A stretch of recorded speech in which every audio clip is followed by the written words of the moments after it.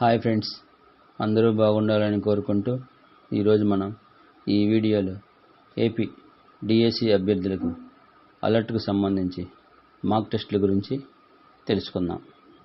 AP రాష్ట్ర ప్రభుత్వం భారీగా టీచర్ పోస్టుల భర్తీకి మెగా డిఎస్సి నిర్వహిస్తుంది.